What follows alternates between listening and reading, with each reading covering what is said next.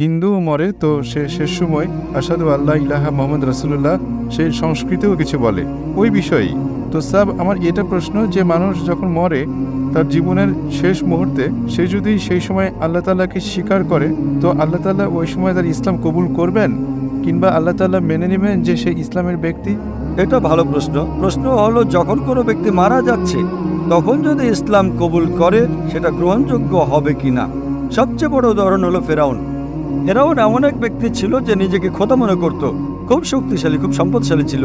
যখন সে যায় মুসা আলাইহিস সালামের পিছনে, মুসা আলাইহিস সালাম যখন তার লাঠি মারেন নদী দুভাগ হয়ে যায়, তিনি চলে যান, ফেরাউন অনুসরণ করলে নদী আবার মিলে যায়।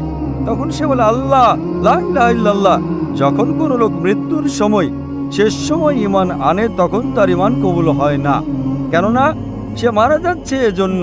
কিন্তু সে যদি মৃত্যু আসার কিছু আগেও করে তা গ্রহণ হবে, কিন্তু মৃত্যু যখন আসা শুরু হয় তখন যদি ঈমান আনে সেটা ভয় করে।